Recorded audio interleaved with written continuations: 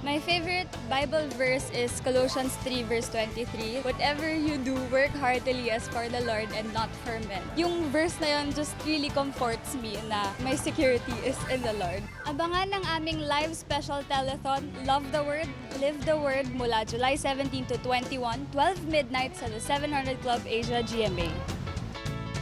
Mga dapat ninyong abangan ngayong gabi, mga batang bingi at pipi ng payatas, nakahanap ng kanlungan, mga evacuees mula sa Marawi na nagkakasakit, nakadama ng pagkalinga, bagong panganak, lubog sa utang at iniwan pa ng asawa, kailan lulubayan ng problema, kay tagal ng hinintay ng baby, nakunan pa, tuluyan na bang maglalaho ang kanyang pangarap?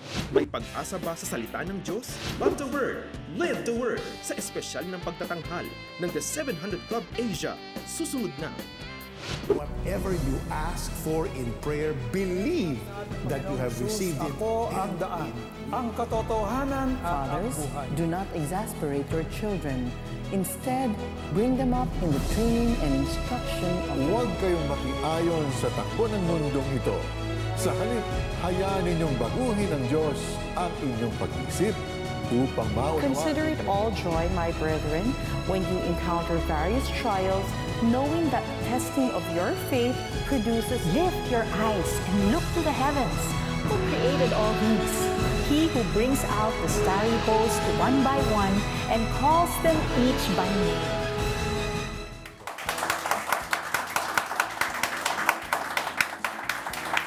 Sawa na ba kayo sa giyera, patayan, karahasan?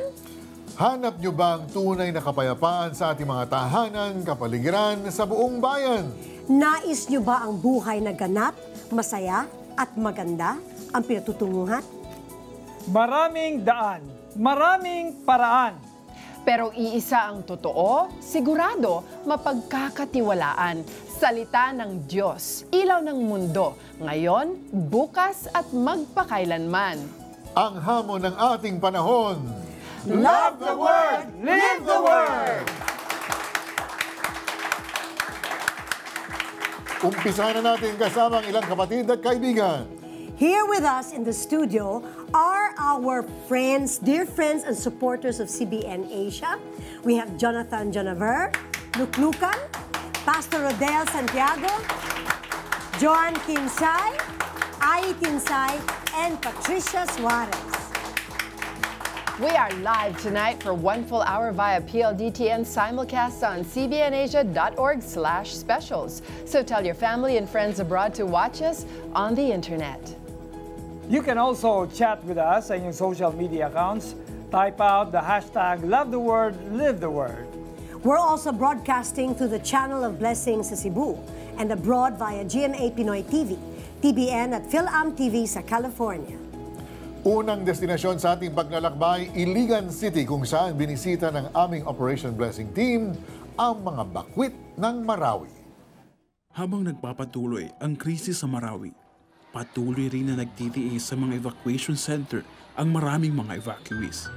Ang ilan ay nagkakasakit na ng diarrhea, sipon, ubo at lagnat. Isa si Suhaina sa mga batang evacuees na dumadanas na ng sakit. Maliban sa lagnat, nagpapahirap din kay Suhaina ang masakit na mga paa. Yung pako po, hindi po ako makatakbo. Kaming tigil sa takbo. Basta maririnig namin yung bumba. Sobrang, kahit na basta lakasan mo ang takbo mo. Sige na, wag kayong matakot, basta tumakbo lang kayo. Dumating kami sa dito tinutuloyan namin. Na sabi niya sa akin na, Umi, masakit ang paa ko dahil tumakbo tayo ng malakas. Sabi ko, sige lang kasi okay lang kasi nakapunta tayo dito. Dahil basta walang naiwan sa atin, okay lang kung sumakit yan. May gamot din yan. Kwento ng nanay niyang si Aling Sora, gusto man nilang ipagamot si Suhaina, malaking hamon naman para sa kanila ang gastusin para dito. Wala kaming dalang pera. Kahit na yung mga damit namin, wala kaming dala pera pa ngayon ang dadala namin. Wala kaming pangbili ng gamot. Sa medical mission na handog ng Operation Blessing sa pakikipagtulungan ng Christ Commission Fellowship at Victory Church sa Iligan City, nabigyang solusyon ang kalagayang pangkalusugan ni Sohaina, ng kanyang pamilya at maging ng iba pang evacuees mula sa Marawi. Biyaya itong maituturing ni Aling Sora lalo na para sa kanyang pamilya. Masaya kasi may nagbigay ng gamot. Para mapainom ko sa kanya yung gamot para gumaling na siya. Para mawala yung mga sakit niya sa paa at saka yung nararamdaman niya na lagnat at saka ubo. Sa naging pagsusuri ng doktor, nakitaan ng kakulangan sa bitamina si Sohaina. Binigyan ng gamot at bitamina ng Operation Blessing ang kanyang buong pamilya. Masaya ako dahil binigyan ako ng gamot. Makakatulong para gumaling ako. Salamat po sa Operation Blessing sa nagbigay ng gamot. Ang serbisyong handog ng Operation Blessing sa mga apektado ng krisis sa Marawi ay simbolo ng ating pagpapadama ng pag-ibig para sa kanila. Hatid nito ang mensahe ng pag-asa at pagmamahal na kay Kristo nagmumula. Heartbreaking talaga, Joyce. Makita ko ano nangyayari sa Marawi. I know. It's been in the news for weeks. And it's serious. Pero at the same time, it's such a blessing to find so many Filipinos na talaga, paano ako makakatulong? Paano ba makatulong sa mga kapatiran natin sa Marawi? And it's because of them that we're able to do this. Everybody pulling together to bless our brothers and sisters in Marawi. And it's really wonderful to see that God can still give you what you need, even if you're in the middle of a terrible situation. That's and, thanks to Operation Blessing, that they are the arms and legs of God. That was the living fulfillment of God's promise in Psalm 113, verse 7. Babasahin ko po sa Tagalog. Mula kapanglaway itong mahihirap, kanyang itinataas, kanyang nililingap. Even if the war in Marawi ends, libo-libo pa rin mga bakwit sa refugee camps ang mangangailangan ng ating tulong. Our challenge to you is to raise a total amount of 20 million pesos. And so far, you've given 1,400,000. Alam mo, hindi ako marunong magbilang. Tignan nyo na lang. Tignan nyo na lang. Basta over 1.4 million pesos. Let's reach our goal within this week. And remember po ang Operation Blessing, kunyari matapos na. God willing matapos soon. Pero pag natapos ng giyera, hindi ibig sabihin we pull out na kaagad. Hindi, we will stay and help with livelihood operations. May aftermath pa kasi yun. Yes, there's so much more that remains to be done. Rebuilding. Yung mga bahay na nawasak. Hindi lang bahay, pati buhay. Yes, that's what Operation Blessing does. Now, call in your donations to the numbers on your screen or mag-text sa aming smart number 949-888-8001, our Globe number 917-406-5001, or our Sun number 925-300-3000. And here's one sure way you can send your donations to us. Pumunta sa alinman sa mahigit 1,200 branches ng ML Kwarta Padala. Mag-fill out ng send-out form. Isulat ang pangalan, halaga ng inyong donasyon at CBN Asia bilang receiver. Ibigay sa counter ang inyong filled out form kasama ang donasyon. At hintayin ang kopya ng inyong transaksyon. Napakadali lang mag-donate, di ba? For your generous giving, you will receive these gifts. Stick to the word stickers, yours for your gift of 500 pesos. Wonder Women DVD, yours for your gift of 1,000 pesos. The 5 Solas 9x20-inch scroll, yours for your gift of 5,000 pesos. Armor of God panels, yours for your gift of 10,000 pesos. Call and be a CBN Asia partner today. And for those who will fulfill their pledges early, you will receive this book, Relationships 101 by John C. Maxwell. So, donate now. Taong 2007, isang biyayang maituturing ni Rowena ang makapanood ng isang programa sa telebisyon. Nakapanood ako ng 700 Club. Yun talagang na-bless ako kay Miss Connie Reyes. Talagang nakakakilabot yung mga prayers niya. Hindi lang naman si Miss Connie, lahat ng nag-host sa 700 Club talagang nakaka-bless sila. Yung nakaka-encourage yung mga patotoo, nabibless ako sa kanila. At isa pa, talagang naano ko na talagang magtiwala ka sa Panginoon. Dahil sa pagkakaantig ng kanyang puso sa mga kwento, isang desisyon ang ginawa ni Rowena. nainganyo ako magbigay para makatulong ako sa mga nangangailangan. Kasi lalo na yung mga walang poso, doon ako naaawa doon sa mga napupuntahan nilang liblib na lugar nila Peter Kairos. Sa kanyang pagbibigay, nakatanggap siya ng unang pagpapala. May kasagutan ang ipinapanalangin. Nanood ako through internet lang ng 700 Club. Nag-pray si Ma'am Connie Reyes na kung sino yung gustong mabuntis. Talagang nag-ano ako na mabuntis ako. Nang taong ring yun, sinagot ng Diyos ang kanyang panalangin. Pakiramdam ko nung ako'y nabuntis, talagang sobrang saya ko. Hindi lang ako, pati yung mga magulang ko, pati yung mga kapatid ko. Naging masela ng pagdadalang tao ni Rowena. At sa kanyang ika-6 na buwan, hindi niya inakala. Sabi ng doktor, kailangan ng ilabas yung baby. Kaya lang, 50-50 siya kung hindi sigurado mabubuhay kasi nga 6 months lang siya.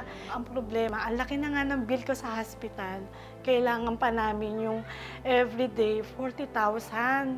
Sabi ko, nanay, saan ako kukuha nun? May pera nga ako pero mauubos ka agad yun. Noong time na nasa peligro siya, naisip ko talaga, paano na yung pangarap ko sa kanya na ihahatid ko siya sa school. Tapos, magiging teenager siya. Na-imagine ko paano na mangyayari yun kung kukunin na siya kagad sa akin ni God. Dahil sa pagiging tapat ni Rowena sa pagbibigay sa gawain ng Panginoong Hesus, napatunayan niyang sa kanyang kagipitan, ang Diyos ang tunay na masasandalan. Nabalitaan ng isang kabatchmate ko nung high school, yun nangyari sa akin. Tapos hindi ko alam na nag-post na pala siya sa Facebook. Nag-post na siya na kailangan ko ng prayer, tsaka financial.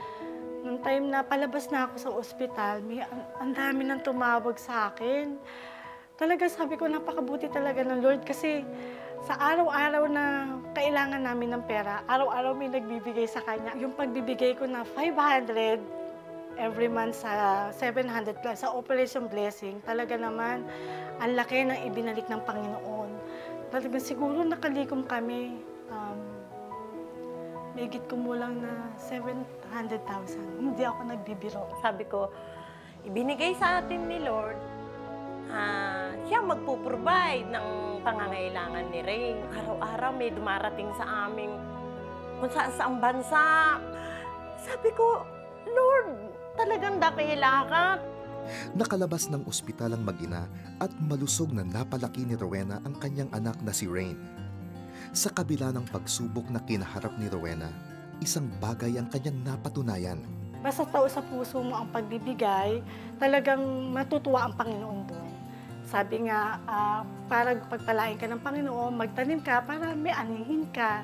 Hindi lang sa financial, kundi yung kabutihan galing sa Panginoon. Hi, Pastor. Amazing. Talaga. That was the living fulfillment of God's word in 1 Corinthians 10:13. Kaya kayo mga single parents dyan, maaari niyong panghahawakan ito. Tapat ang Diyos at hindi niya ipahihintulot na kayo'y subukin ng higit sa inyong makakaya. Sa halip, pagdating ng pagsubok, bibigyan niya kayo ng lakas upang makayanan ito at ang paraan upang lampasan ito. Di ka na mag-iisa kung kasama mo ang Diyos. Di ba? Patricia, ano ba ang favorite mong Bible verse? Proverbs 31:30. Charm is deceptive and beauty is fleeting, but a woman who fears the Lord shall be praised. Wow, ang galing. Panalo. Thank you, Patricia, for being here tonight, no, and volunteering to answer the phone calls. Sem break ba kayo ngayon? Hindi naman po. Uy, kanina ka pa sumasagot. Ano yung mga donations? Our text donations, we have Jovelyn from Nueva Ecija, 500 pesos monthly. Lina from Laguna, 500 pesos one time. From Facebook, we have Annalisa from Hong Kong, 1,000 pesos one time. Neilgas Mandaluyong, 1,000 pesos one time. Lani from Bulacan, 1,000 pesos one time and 500 pesos monthly. Ricardo from Zamboanga, 1,000 pesos one time. Henedin from Cubao, 500 pesos one time. Napoleon Rafael from Taguig, 500 pesos monthly. Jocelyn from Taguig, 500 pesos one time. Alice, 500 pesos one time. Eileen from Nueva Ecija, 1,000 pesos one time. Thank you for supporting, no? Thank you for supporting us. Back to you, Mari. Salamat, Alex. Tayo na sa House of Hope sa Payatas, Quezon City, kung saan ang mga dating batang mga ngalahig ay nakasumpong ng bagong buhay at pag-asa. Isang pasanin kay Kizia ang makapag-aral ng mabuti dahil siya ay isang bingi. Noon, naranasan ko, nabuli ako, natis ako kasi sa computer, sa project, sa assignments, medyo nahirapan ako, nagkakaroon ako ng problema. Kasasabihin ko sa teacher, isasubmit ko, wala akong maipasa. Nalulungkot ako. Then, ang hirap pa maghanap ng computer kasi kailangan kong maghagilap pa hanggang sa makahanap na ako. Kaya naman tinaguyod ni Pastor Joe McGorn ang My Children's House of Hope, Bahay Bata 127, upang mabigyan ng tamang edukasyon at maprotektahan ang mga kabataang may kondisyon sa pandinig. We want to empower our children and our young people.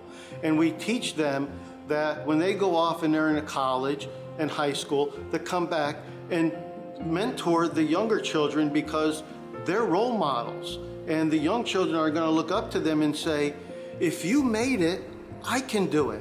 I can go to college. I can be a teacher. I can work in a corporate world.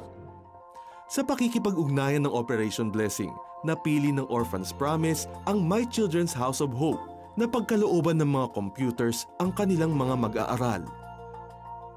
Dito ay malayang nakakapag-research ng kanilang assignment ang mga bata at natuturuan din sila ng iba pang technical skills tulad ng typing na magagamit nila upang mas madali silang makahanap ng trabaho. Ang dating problemadong si Kizia ay hindi na nahihirapang maghanap ng computer shop na maaaring makaunawa sa mga kailangan niya. Naramdaman ko, masaya na ako ngayon, pero yung ibang deaf na hindi rin nakakaintindi pa ng computer, ako mismo nagtuturo rin sila ng basic about sa kanilang project assignments. Masaya ako katulad ng ibang deaf. Mayroon na kasi kaming computer rito para sa assignment on project. Bukod sa mga computers, ay nauna na rin na ibahagi sa mga bata ang Osmopad, kung saan ay mas napapabilis ang kanilang husay sa pagbabasa at pagkilala sa iba't ibang hugis. These children are learning at a fast rate and they're smiling and they're happy and they're energetic to get on the computers and the iPads to do the training and their schoolwork. Para sa founder na si Pastor Joe, malaking tulong ang mga makabagong gamit na ipinagkaloob ng Operation Blessing. Sa kabila ng kanilang kapansanan, nakakasabay sila sa makabagong teknolohiya. On behalf of My Children's House of Hope, thank you, Operation Blessings! We love you! Nakakatuwa si Pastor Joe. Ang energetic niya. And it's so amazing that God will send him to come to the Philippines to help children that are so easily forgotten by society. Diba? And such a brilliant way to do it. Ano? Kasi computer sa internet, hindi kailangan ng boses. Pwede mo gamitin yung keyboard mo. Most of the time, but you can use your keyboard to give you a voice. Diba? Okay yun. And yung livelihood mo pwede manggaling sa keyboard na yan, sa paggamit mo ng ano, di ba? It's amazing. I mean, it's a great use of the technology. It's a beautiful ministry, a gift from God. Yes, God bless Amen. And may they prosper some more. That's how our humanitarian arm Operation Blessing helped to fulfill Jesus' command in Matthew 19:14. Basahin ko po sa Tagalog. Hayaan ninyong lumapit sa akin ang mga bata. Huwag niyo silang pagbawalan sapagkat ang mga tulad nila ang mapapabilang sa kaharian ng langit. By giving the children computers, they now have hope and a future. Tulad ni Keziah na nakahanap ng trabaho sa isang computer shop. It's their assurance that there's a loving God who is looking after them. Marami pang misyon para sa mga bata ang Operation Blessing. Meron kaming back-to-school program, 10-month feeding program for undernourished children, and more. Sama-sama natin silang bigyan ng pag-asa at kinabukasan. Call in your donations now. Speaking of which, we have some donations through credit card. Lydia from Makati City, thank you for your 5,000 peso pledge. Malu from Cebu, thank you for your 1,000 pesos. To donate through credit card, it's easy. Just go to www.cbnasia.org/specials. And at this moment, your total giving has reached 441,984 pesos. Yay! Kaya pa nating habulin ang aming challenge of 20 million pesos. Just call the numbers on your screen. If you're ready with your contribution, here are some fast, safe ways to send the money to us. Pards, pwede na daw mag-donate sa CBN Asia through 7-Eleven. Wow! Actually, gusto ko yung mga ganyan. Kasi marami silang natutulungan. So, game. For a cause. For a cause? Game. For a cause. Tara sa Click Kiosk. Excuse me po. Sorry. Select Bills Payment, choose CBN Asia, ilalagay ang name, contact number, and amount. Then ibibigay mo lang yung receipt mo sa counter together with your donation. Wow! My turn. Cheers! For a cause. For a cause. For a cause. Please visit cbnasia.org/711 to complete your transaction. For a cause. For a cause. For a cause. May bagong paraan kung paano mag-donate sa CBN Asia. Bumisita sa nearest outlet ng RD Pawn Shop. Kumuha ng Send Money form. Kapag first time mag-donate through RD Pawn Shop, mag-prepare ng valid ID at kumuha rin ng customer information card. I-fill out ang forms at ilagay ang CBN Asia bilang receiver. I-submit ito kasama ang iyong donasyon. Pagkatapos ay makakatanggap ka ng text confirmation. Ganun lang kasimple. Pwede ring mag-relax muna dahil nakatipid ka sa oras. RD Pawn Shop. No service fee. Open 7 days a week. Good news! Sa lahat ng aming kababayan abroad, pwede na kayo magpadala ng inyong donasyon sa The 700 Club Asia sa pamamagitan ng iRemit. Walang transaction fee sa lahat ng iRemit branches at minimal fee lamang sa mga affiliates nito. Sa remitter application form, isulat ang CBN Asia bilang primary beneficiary. Ilagay ang halaga ng inyong donasyon. At huwag kakalimutang ilagda ang inyong pangalan. Kunin ang inyong official receipt bilang katibayan ng inyong donasyon. Kaya, donate na! Be an ambassador of God's Word. Use these cool-looking stickers that will be a great source of encouragement and inspiration. Stick to the Word stickers. Yours for your gift of 500 pesos. Gusto mo bang lumago pagdating sa financial management? Meron akong magandang balita sa iyo. Alam mo bang sa iyong pagbabasa ng Biblia, marami kang matututunan patungkol sa kaperahan? Ang aking life hacks para sa iyo ngayong araw na ito, how to be a better credit card user. Magandang gabi, ako si Maloy Malibiran sa Lumbides para sa Love the Word, Live the Word. Kung ikaw ay gumagamit ng credit card, siguraduhin nating limitado lamang ito sa isa o dalawa. Huwag masyadong marami kasi baka malito ka. Sa panahon natin ngayon, hindi talaga maiiwasan na wala tayong credit card, lalo na kung ikaw ay nagta-travel. Talagang hahanapan ka ng iba't ibang lugar na pupuntahan mo ng credit card. Kaya, ang advice ko, isa o dalawa lamang. Make sure that you pay your credit card balance on time.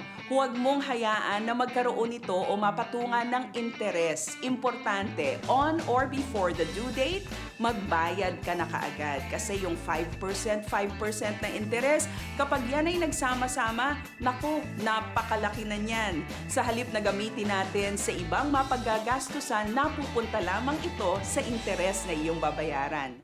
Pangatlong tip patungkol sa pagiging wise credit card user, huwag kang mag-practice ng signs and wonders. Yun bang pirma ka lamang ng pirma pagkatapos? Magwa-wonder ka saan mo kukunin ang iyong pambayad. Monitor your spending. Kailangan alam mo kung saan napupunta ang iyong mga ginagastos at ano ang mga bagay na iyong bibilhin. Huwag pirma lamang ng pirma o bili lamang ng bili. Monitor your spending. Yan ang gawain ng isang wise credit card user. At panghuli, every time you are able to pay your financial obligations, make this an opportunity for you to glorify and thank the Lord. Dahil lahat ng ating mga resources, lahat ng mga yan ay biyayang buhat sa Diyos. Kaya dapat ating ipagpasalamat ang kaperahan na ating nagagamit. Basahin ang salita ng Diyos upang higit na matuto kung papaanong pamahalaan ng mabuti ang iyong pananalapi. Love the Word, live the Word. Ako si Maloy Malibiran sa Lumbides. Tama yun, monitor your spending, do not spend your monitor. Diba? Ako simple lang naman yan To prevent credit card temptation, I use the refrigerator method. Paano yun? kukunin ko yung credit card ko, lalagay ko siya sa isang baso ng tubig, ilalagay ko sa freezer. Pag kailangan ko talaga siyang gamitin, kailangan i-thaw ko pa. So siguro by the time it thaws, I will change my mind and I will not spend anymore. Very good yun. Kasi kailangan natin maalala, before you use that credit card, it's not your money. Hindi mo pera yan. Ang laki-laki pa ng interest. Pero hindi, seriously, no? Yung sinabi ni Maloy kanina, if you are a traveler, actually you can use your credit card wisely. Pinag-aaralan ko na yan ngayon because God has been blessing my husband and I, and we've been traveling more than ever. Now that emptiness na kami. So we're doing traveling and meron sila yung mga points. So when you use your credit card to buy the plane ticket, you get all these points and you can turn these points into miles. So yan pinag-aaralan ko yan ngayon so that we can get free tickets to go do ministry abroad. Pero remember na merong ibang retailers dyan na nagpapatong ng porsyento dun sa gumagamit ka ng credit card. You have to pay in full if possible. Isipin po ninyo, 3.5% per month. It's big. 3.25, 3.5. Kaya ingat-ingat lang. No? Okay, let's move on. Pakinggan naman natin ngayon I don't want to move on. Kontrabida ka, ha? Stop. Okay, next. Isang patotoo ng isang televiewer ng The 700 Club Asia for over 2 decades. How did this show change her life? Let's watch. May time noon na yung anak ko, in-invite nung kaibigan niya galing from abroad.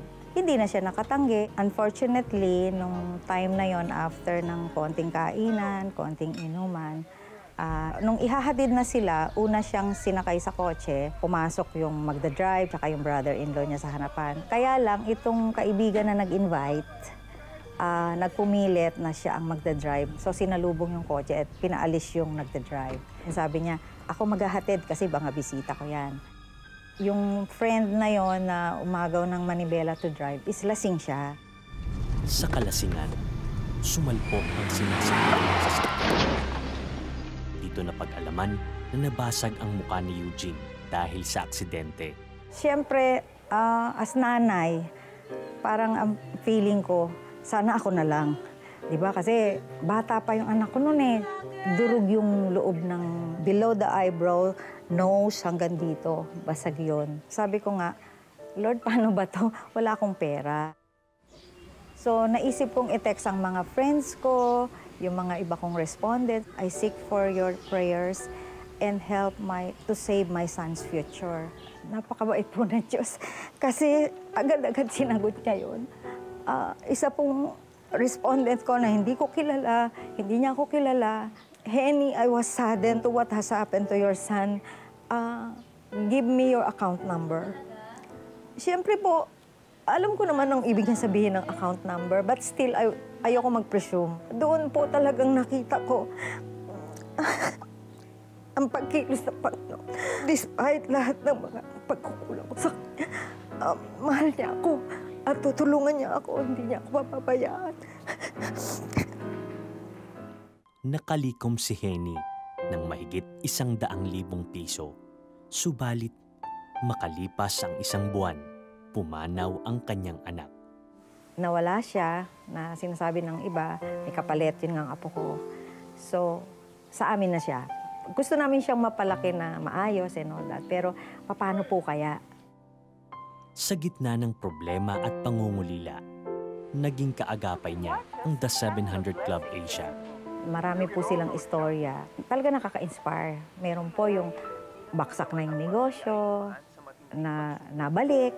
Meron po yung nasira lahat ang bahay, like yung mga Undoy, mga Yolanda. Still, intact pa rin sila.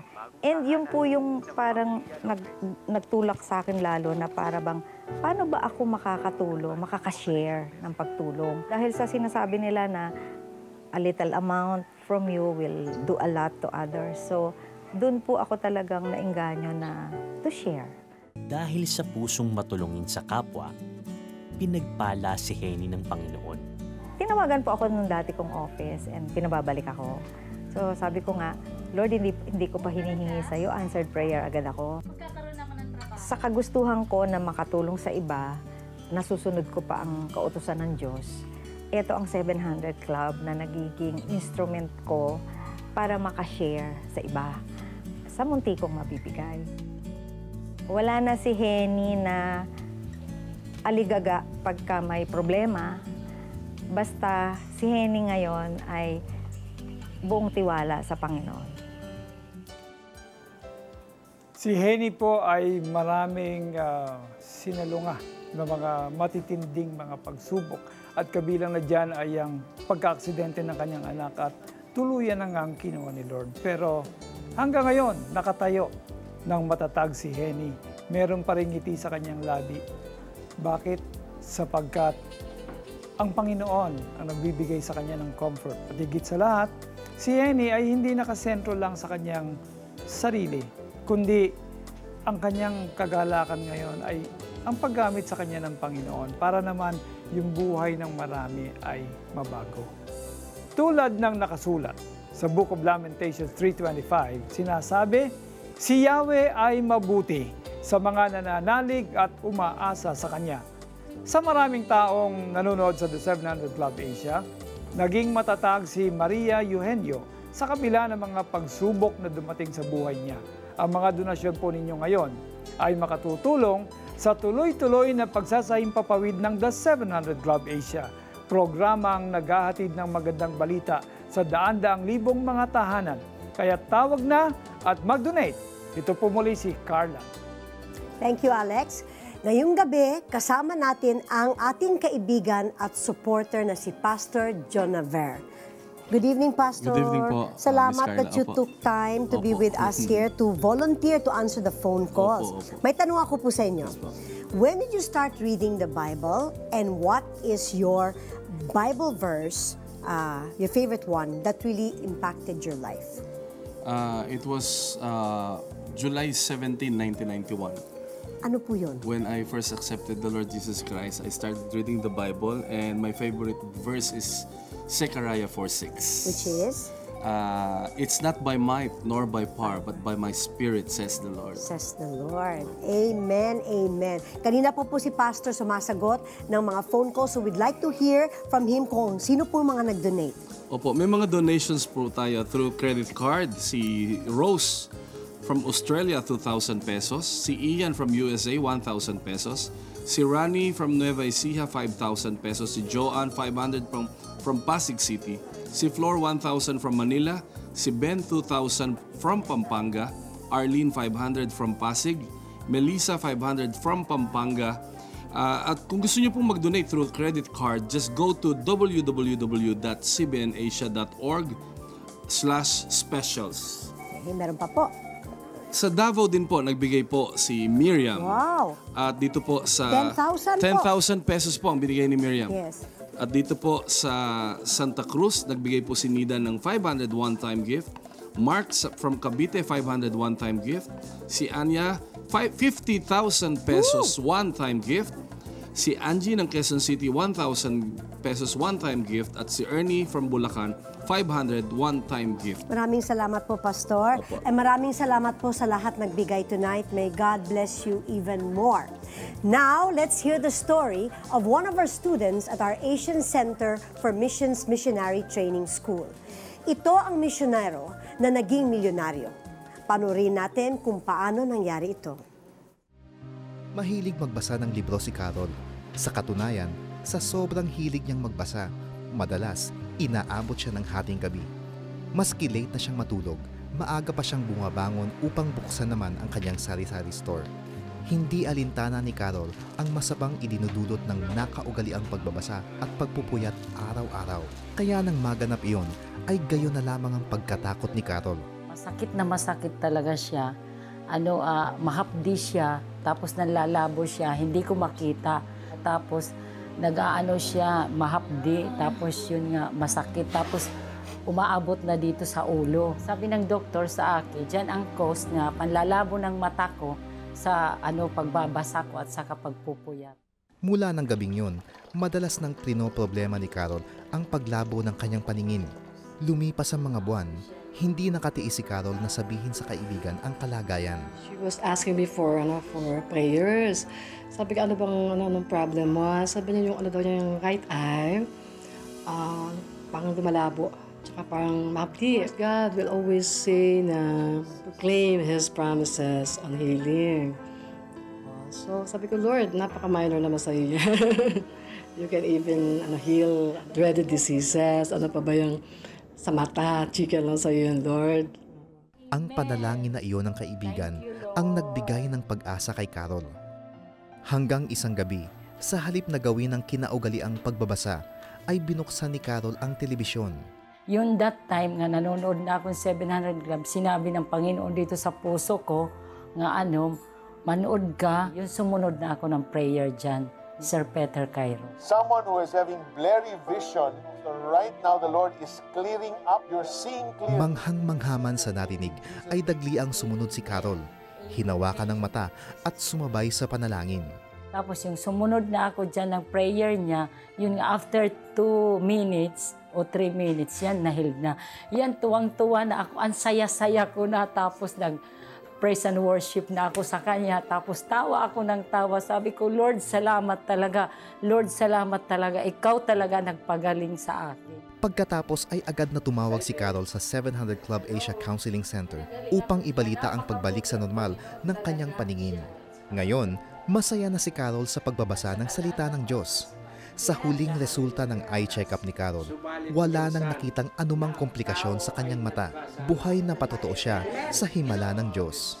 Ang 700 Club ay isang instrumento ng Panginoon. Kagaya sa akin, na sumunod ako sa kanila, isa rin ako nga pinagaling. Pinanghawakan ko ang salita ng Diyos kasi kung hindi ako naniwala sa Kanya, hindi ako gagaling. Basta tayo magtiwala lang sa Kanya, manampalataya at sumunod sa Kanya, hindi tayo niya pababayaan.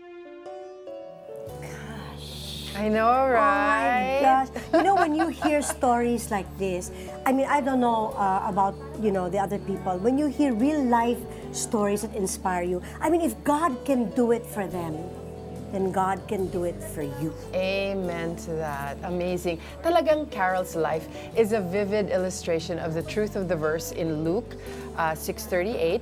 Give, and it will be given unto you, pressed down, shaken together, and running over.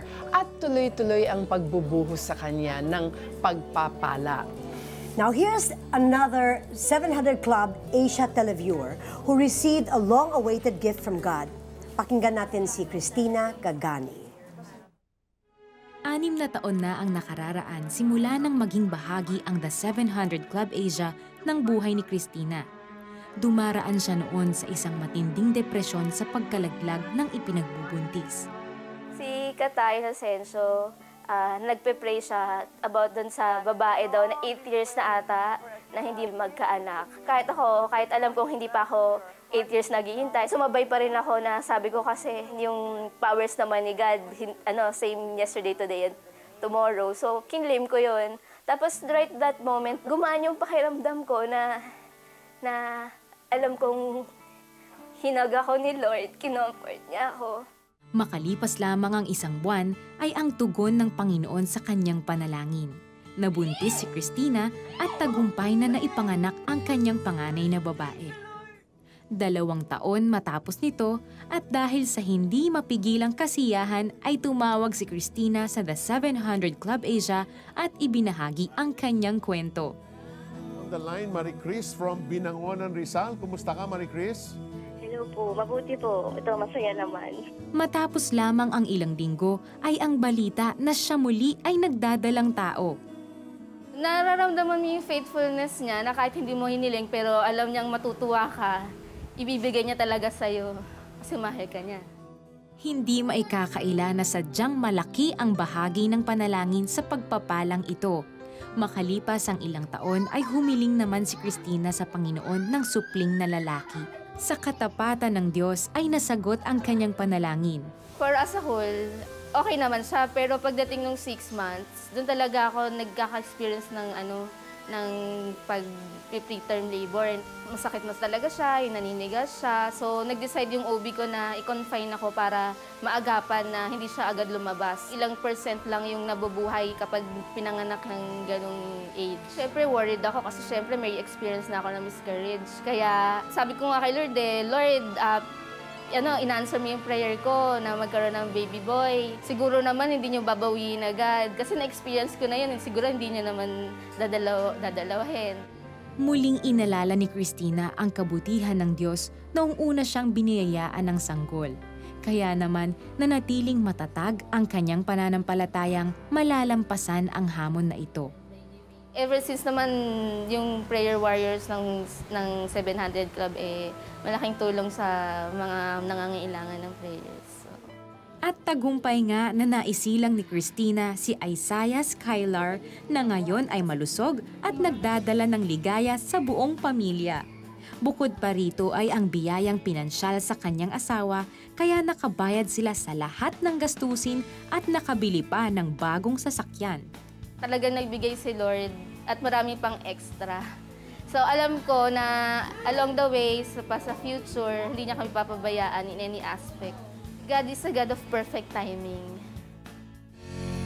Pumunta sa alinman sa mahigit 1,200 branches ng ML Kwarta Padala. Mag-fill out ng send-out form. Isulat ang pangalan, halaga ng inyong donasyon at CBN Asia bilang receiver. Ibigay sa counter ang inyong filled out form kasama ang donasyon at hintayin ang kopya ng inyong transaksyon. Napakadali lang mag-donate, di ba? Good news! Sa lahat ng aming kababayan abroad, pwede na kayo magpadala ng inyong donasyon sa The 700 Club Asia sa pamamagitan ng iRemit. Walang transaction fee sa lahat ng iRemit branches at minimal fee lamang sa mga affiliates nito. Sa remitter application form, isulat ang CBN Asia bilang primary beneficiary. Ilagay ang halaga ng inyong donasyon at huwag kakalimutang ilagda ang inyong pangalan. Kunin ang inyong official receipt bilang katibayan ng inyong donasyon. Kaya, donate na! Belt of truth, breastplate of righteousness, sandals of the gospel of peace, shield of faith, helmet of salvation, sword of the Spirit. This is the full armor of God, yours for your gift of 10,000 pesos. These are set of doctrines held by theologians and churchmen to be central in the Western Christian Church. Remind yourself of these solas by displaying this 9x20-inch scroll in your own home. Yours for your gift of 5,000 pesos.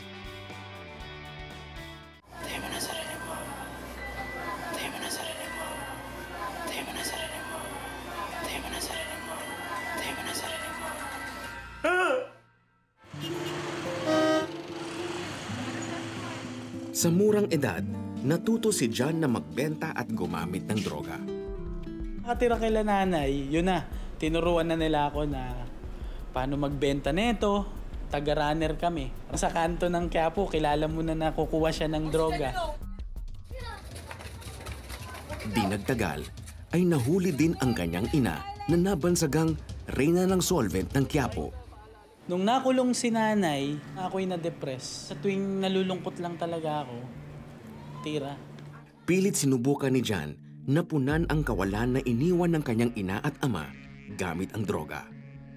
Nagagalit ako sa mundo na parang ako na lang lagi yung tinatamaan ng problema.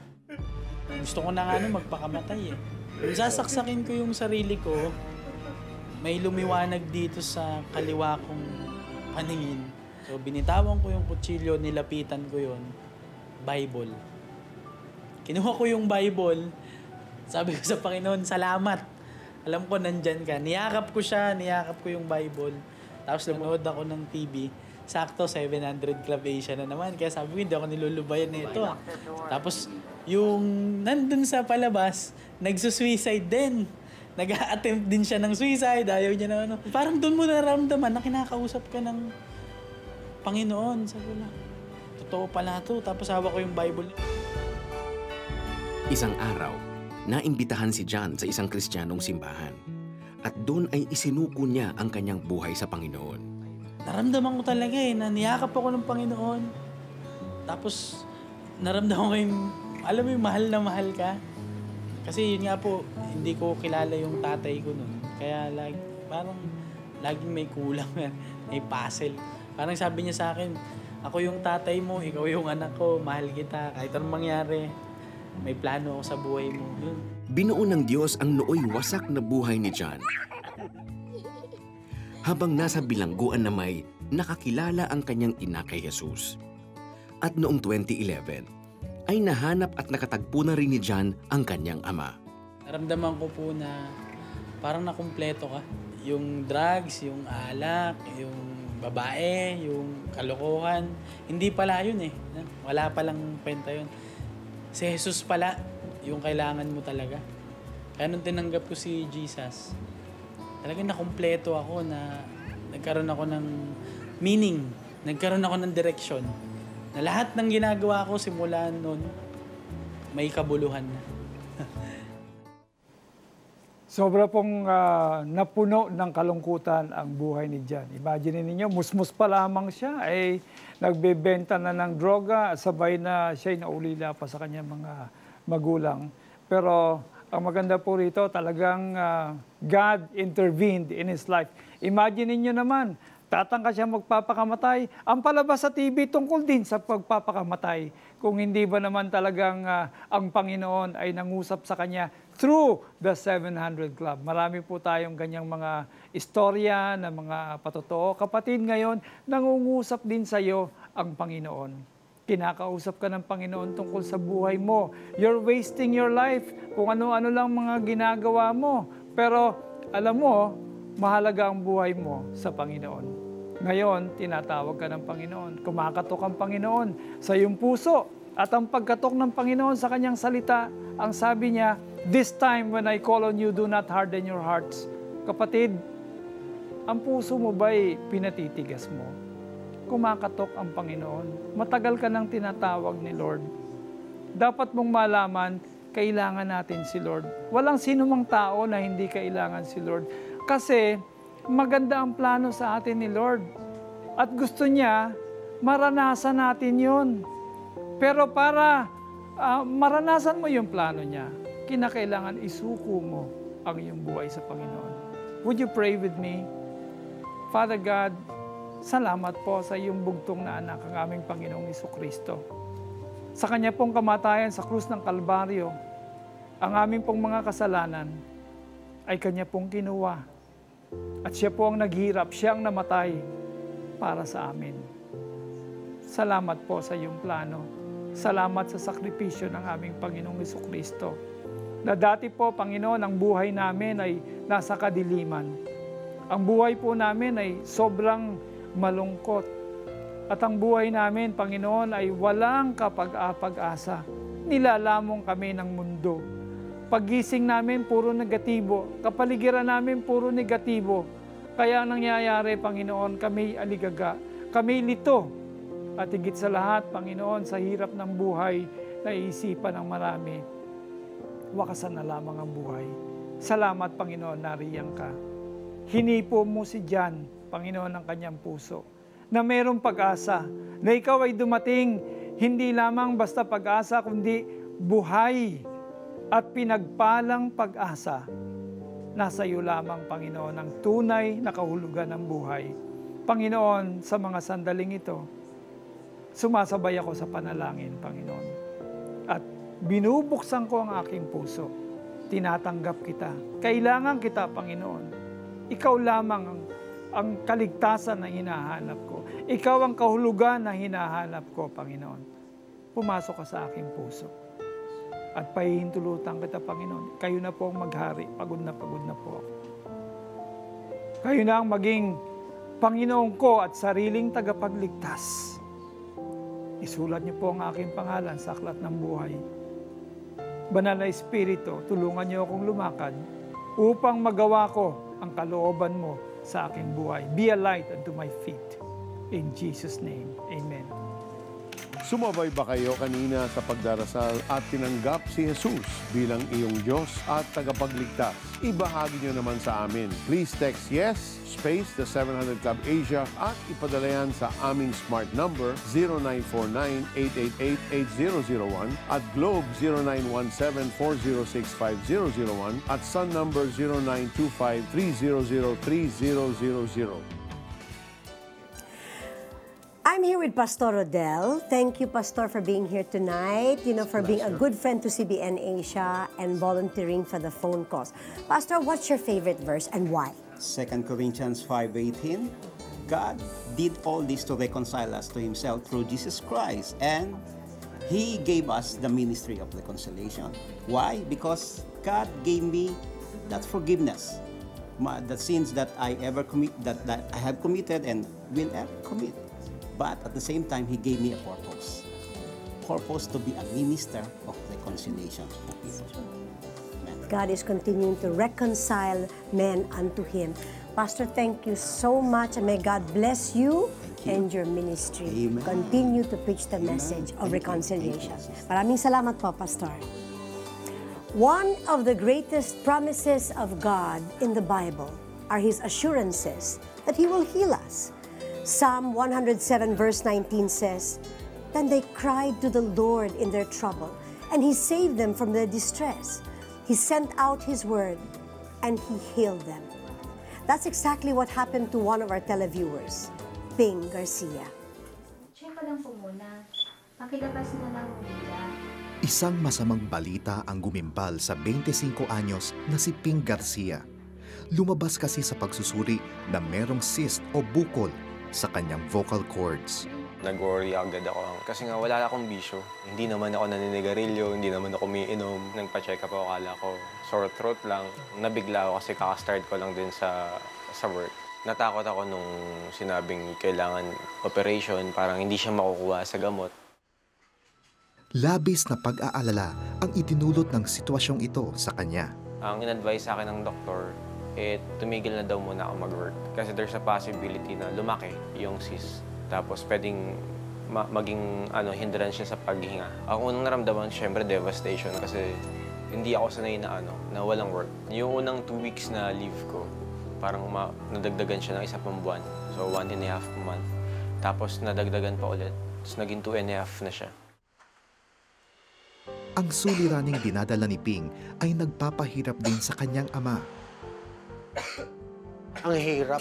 Kasi pagka may mga sa mga anak ko, sa mga yung parang devastated ako. Kaya awang-awa ako sa kanya.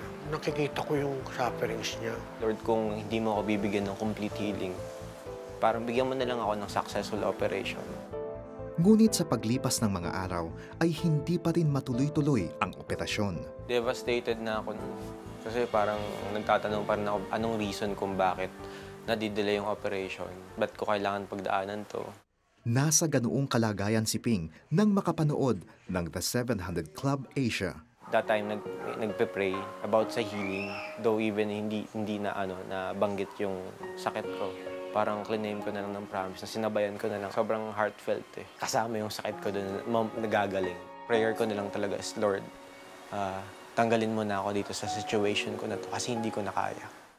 Makalipas ang mahigit 2 buwang paghihintay ni Ping ay nakatakda ng tanggalin ang bukol sa kanyang vocal cords. Subalit kinabukasan, sa huling check-up bago ang aktwal na operasyon, ay wala nang nakitang anumang bakas ng cyst sa katawan ni Ping. Dahilan para hindi na matuloy ang naturang surgery. Wala na raw yung operahin niya. Parang magic. Yun ang sinabi. Pero ang naisip ko talaga, it's a miracle. A miracle from God. Parang ang sarap lang talaga sa pakiramdam. Parang iba yung feeling na tinanggal ka dun sa situation.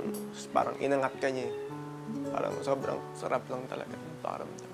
Nagpapasalamat na po ako na sa pagmamahal ng ating Panginoon dahil sa pinakita niyang isang milagro po sa buhay ng aking anak.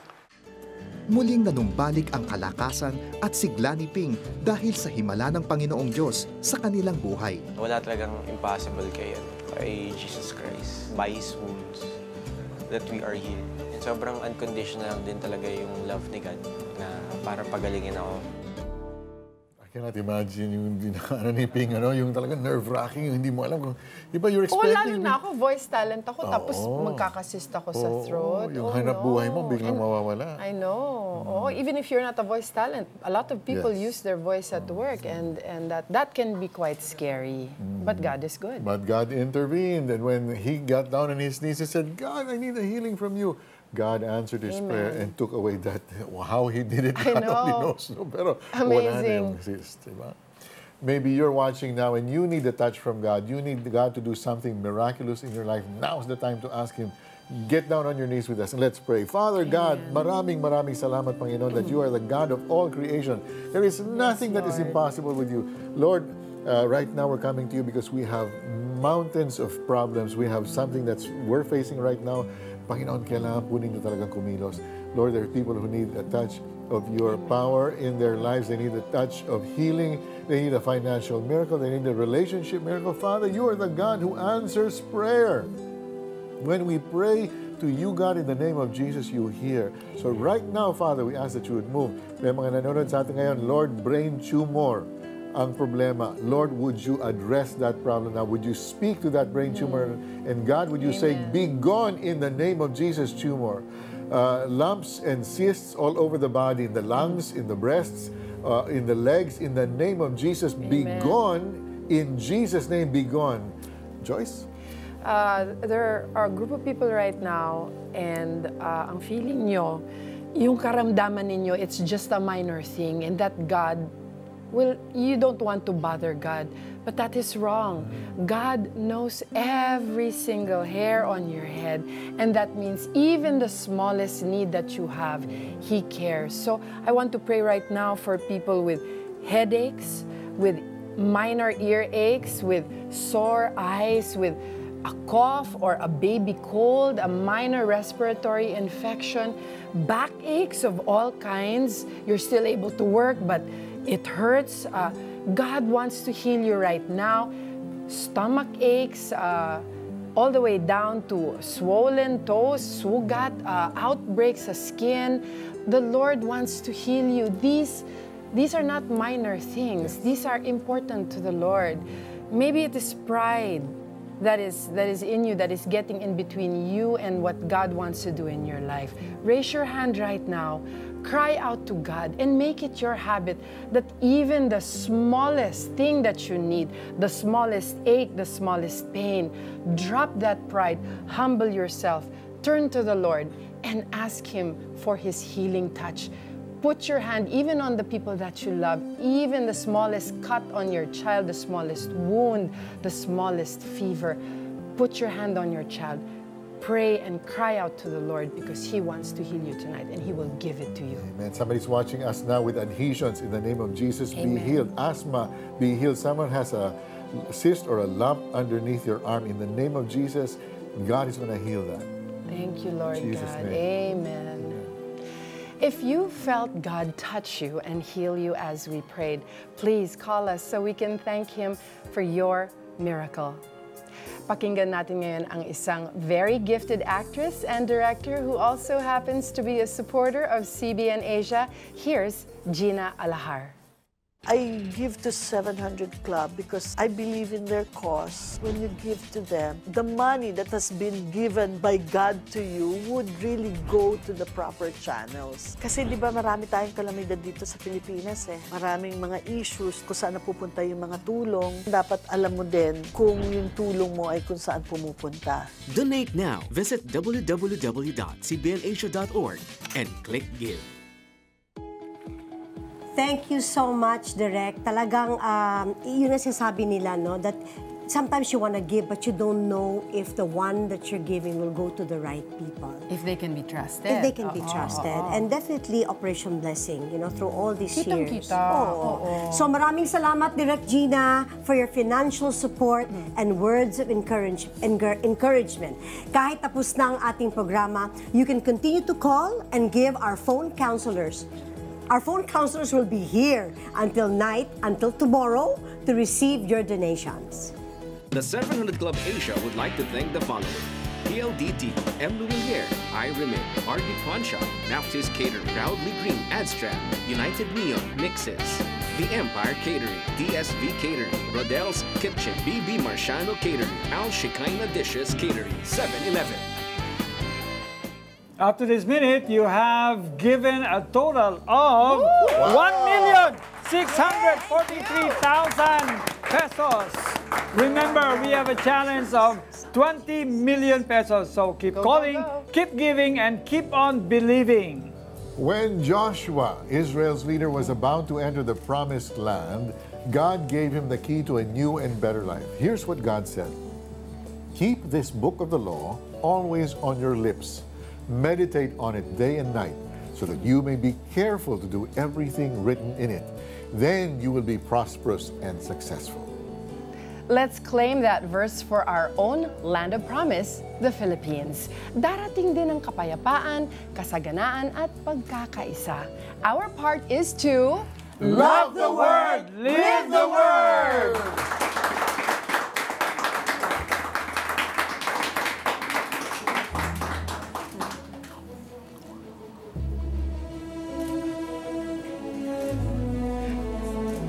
There's the music.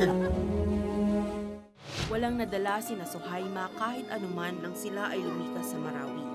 Wala kaming makain. May time din na yung mga kapatid ko na as in wala na kasi naubusan na kami ng gatas. Hindi makalabas ng bahay, nagmistulang preso ang pamilya. Bukod sa kaba, nag-aalala na rin ako kung paano kami sa araw-araw. Alam nyo bang we were created with a heart of compassion? You can make a difference in the lives of others.